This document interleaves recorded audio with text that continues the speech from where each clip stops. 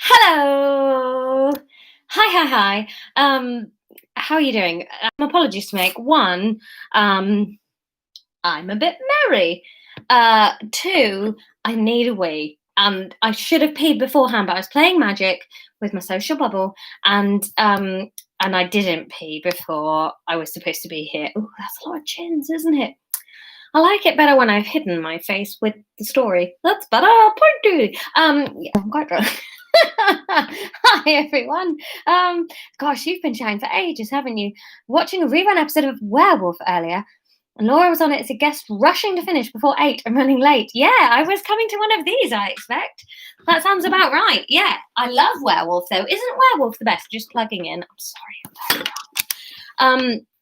But we took Maggie for our first walk today. It was so lovely. We took her down to the shop and we had to carry her for most of it because it was too far for her to walk on her first walk. But she had a good run around and then we carried her and we went to buy potatoes. And it was so lovely. It was so lovely. You're all saying hi to each other. Did she survive? Of course I survived. I'm a fucking wolf. I'd love to be a wolf. A wolf is my favourite land animal, and my favourite sea animal is an orca because I basically think they're just wolves but in the sea.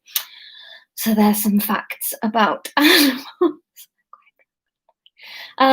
So everybody said hello to everybody. I'm just checking through your comments because I don't know what the bloody hell happened last night, but you guys did some stuff and it made very little sense to me, but you were all happy. Art World says, why is Tom called Moose in your book? Because I call him Tomoose, and then that's transfigured into Moose, and then Moose is the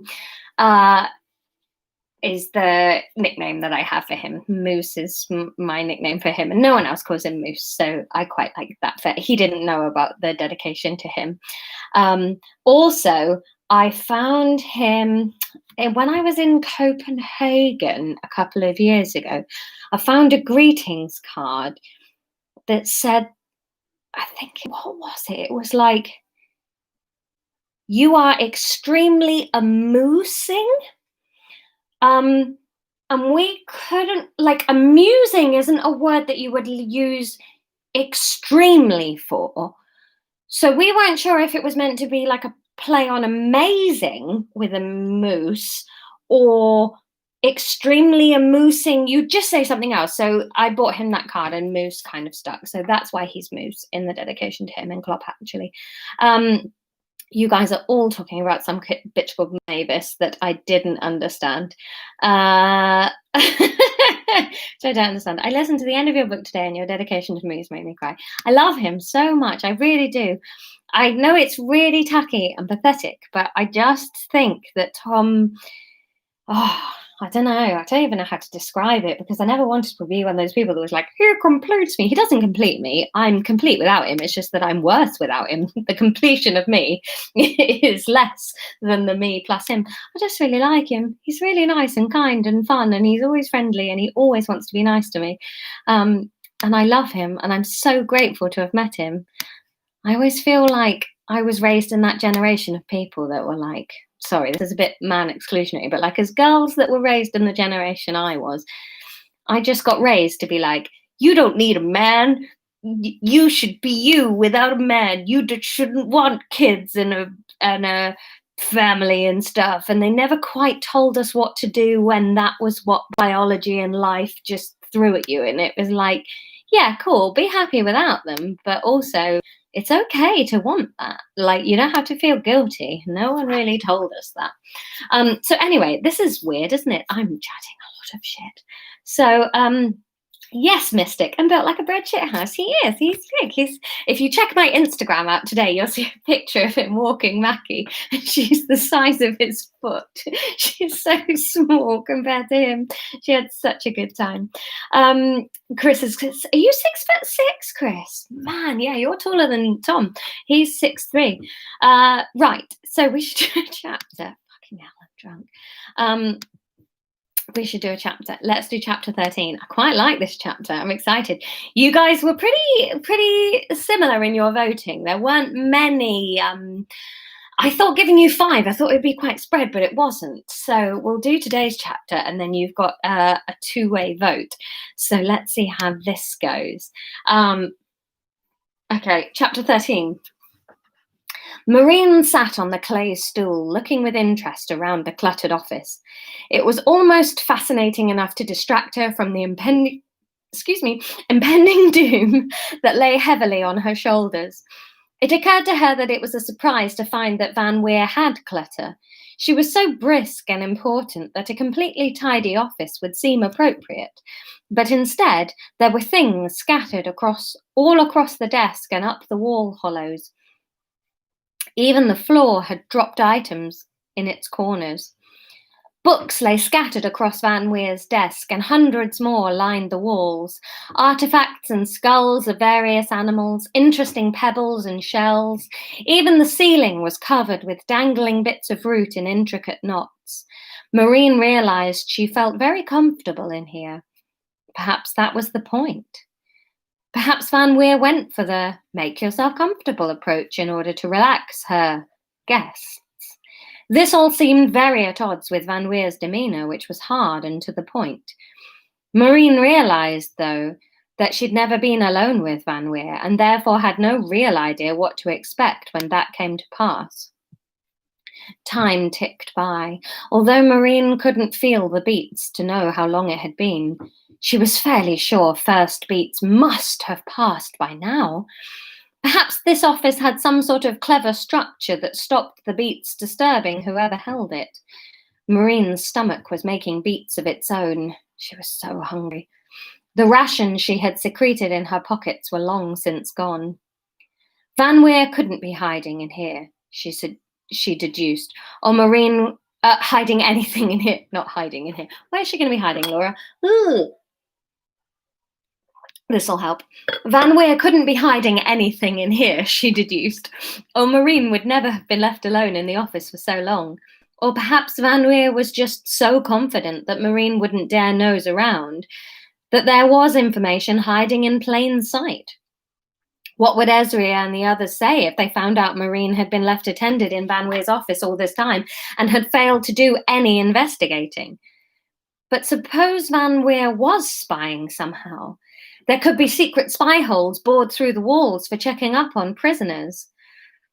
Maureen decided it was safest to just play along with Vanweer and her pretense of innocence. She sat in the seat and gazed about her. Sparkling fragments of glass and other shiny things twinkled in the light from the glow lamp. Maureen realized they were set up on slowly rotating bases, so they moved beautifully in the light. How clever. The door opened carefully behind her, and Maureen turned to see Vanweer entering, carrying a large pile of files. Tom showed me how to do a Dutch accent this afternoon. He was giving me training, and I still can't remember how to do it.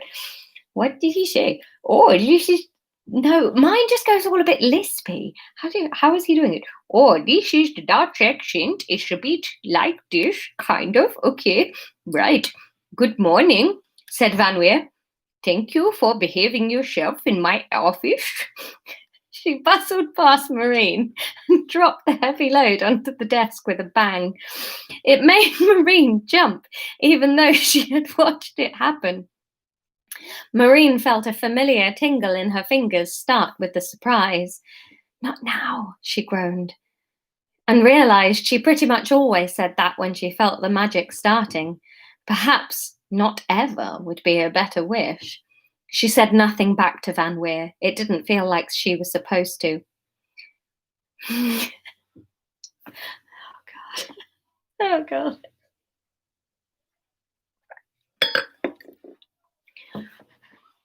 I feel like I have to put my mouth in a specific position to do this. What were you doing in the laboratory last night? Vanweer sat down in her chair and asked the question plain and straight, looking Maureen directly in the eye. Maureen blanched. She thought there would be more warm-up questions than this. I was working, she mumbled. I needed to return Utra's badge to him. Vanweer waved a hand, dismissing Maureen's feeble excuses. But you shouldn't have been in the laboratory at all, let alone in that room. The guard who let you through has been fired by Jouet. Jouet? What even is this? Maureen felt awful. Oh God, I'm so sorry. I just can't do accents. I'm rubbish at this. Listen. Shush. Maureen felt awful. It was extremely difficult to be a Tingian guard, as they were, by nature, very trusting people. Are you working for Tilligleshi? I can't do it without my eyebrows. My eyebrows are very integral to my Dutch accent. Oh, God.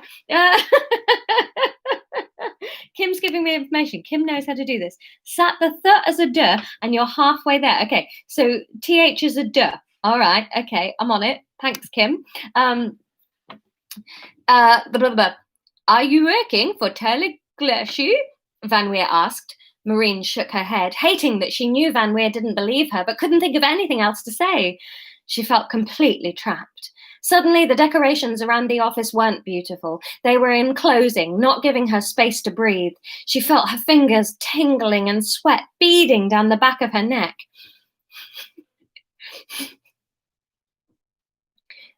I know who you are working for, Vanweer continued, barely breaking eye contact to blink. I just don't know why. Why would you give up everything?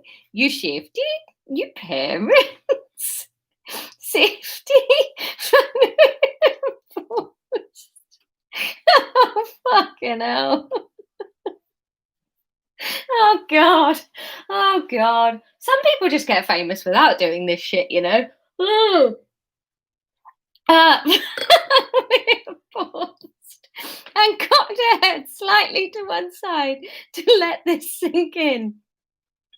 Suddenly, she banged her hand on the desk and Maureen nearly flew off the stool.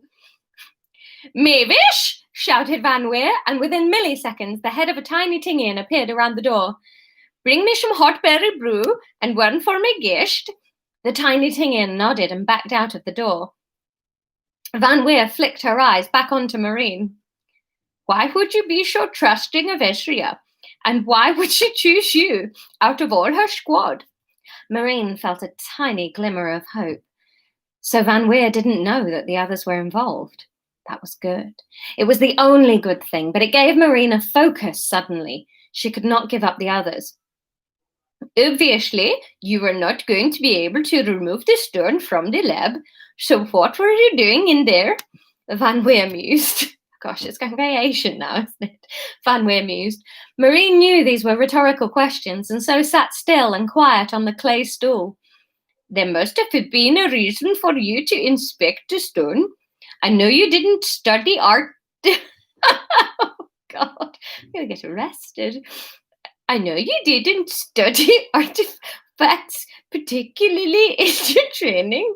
Vanweer patted the piles of files on her desk. In fact, you weren't a particularly promising student at all, but Taligleshi seems to have seen something in you that no one else valued. Oh, fucking hell. What?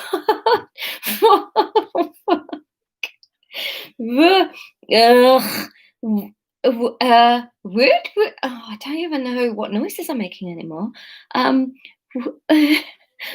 What was that? Nope. and what were you going to use it for? On the stone. That says stool, but it's meant to be stone. Oh, God, I can't do the accents and I haven't even typed it properly. Maureen felt like she was suffocating, and so did Laura. She wondered why on earth she was putting herself through this. She was a talented, funny comedian and writer, for some reason held hostage to doing accents every night and drinking before them, even though it made the accents worse. Her lungs wouldn't believe her that there was air in the room and no noose around her neck. It felt like Vanweer was circling closer and closer into the truth, to her magic.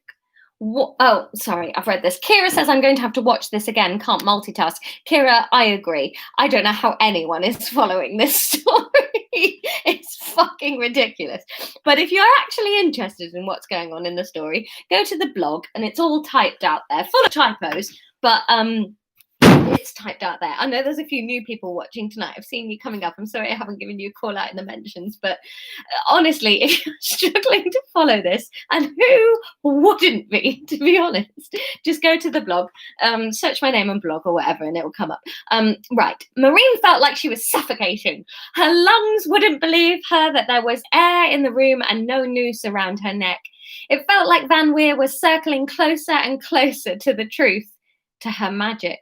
What on earth would she do if she found out? Would Maureen be killed, imprisoned? Would her family be tested on? Maureen thought of her Pearl parents at home in their tiny living room, having no idea of what awaited them. Or perhaps they had already been rounded up. There were so many disastrous outcomes. How had this happened to her? She had tried to be so good, so right, so... Hey! Vanweer suddenly stood up at the desk, slamming both hands down. Maureen looked up at her, wondering what the problem was. Whatcha? Maureen said, coming round the desk closer to Maureen's stool. Maureen backed away instinctively from the approaching Tingian and slipped backwards off the stool to the rug beneath her. When she scrambled up, she noticed that Vanweer's eyes were not on her, but still on the stool where she had been sat before. Maureen looked down at her hands and saw they had vanished. She couldn't see herself at all. Thinking quickly, she eased herself backwards as fast as she could, pressing herself up against the wall. Mavish! Cried Vanweer, staring around the office, unable to believe what she had seen. Coming! Called Mavis, pushing her way back in, holding 2 steaming cups of berry brew. Sorry, ma'am. I've no time for this now. Call an alert. She's disappeared. Vanweer was apoplectic. Mavis stared around the office. Disappeared? She questioned stupidly, and Maureen thought Vanweer might behead her there and then. Yes, are you an idiot? She has vanished before my eyes. Call an alert. It's my best Kenneth Williams, all of you questioning. I can't do Kenneth Williams and I can't do Dutch, but I'm fucking trying. Maureen was watching so intently. Oh, matron, that's Kenneth Williams, isn't it? That wasn't bad, wasn't it? Disappeared. It was the best I could do. Shut up. Maureen was watching so intently, she realised she was about to miss her chance and darted through the door Mavis had left open before either of them oh, fucking hell. Kerry, I understand you started laughing, then I can't breathe. I'm sorry. Oh, this is such a mess. Maureen, this is my best attempt to be taken seriously as an author. Whoa! Maureen was watching so intently, she realised she was about to miss her chance and darted through the door Mavis had left open before either of the others could realise it was a possible chance to escape. She looked about her in the corridor, trying to focus both on which way she had come and how to move without bumping into things when she couldn't see any part of herself. She headed back down the corridors, twisting and turning and flattening herself to avoid Tingians racing past her in the other direction towards Vanweer's office. She reached the main reception and lingered by the door, praying that someone would open it so that she didn't have to move it and have someone see. Eventually, her prayers were answered and she dashed through, finding herself on the streets. Now what? She thought to herself. Okay, now it's your turn. Oh, okay. I was really proud of that chapter. I thought that was quite tense and quite exciting. It was a friggin' mess, wasn't it? I love you too, Lady Frag. You guys are all my favourites. I love doing this. I'm already excited about book 3 now. I'm like, oh, Audience Adventure 3. Now we've done like a underground Tingian fantasy and we've done like an above ground rom-com. What are we going to do for book 3? Thanks, Kim. Thanks, Sarah. Thanks, John. And Ben, what's the name for that sense where you know where your own body is? Oh, babe, you're asking the wrong person. I've got no idea.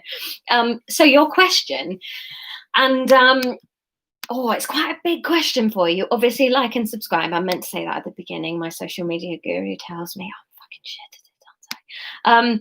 A Christmas story. Oh, Mystic. Yes, a Christmas. I friggin' love Christmas. We should start it depending on when this one finishes. What we on 8th of September now. So we'll be finished with this one, what? Let's say mid-October.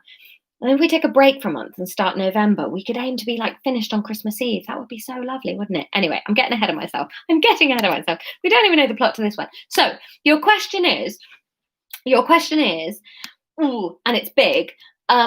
Does Marine head for Ezria to report in or her parents?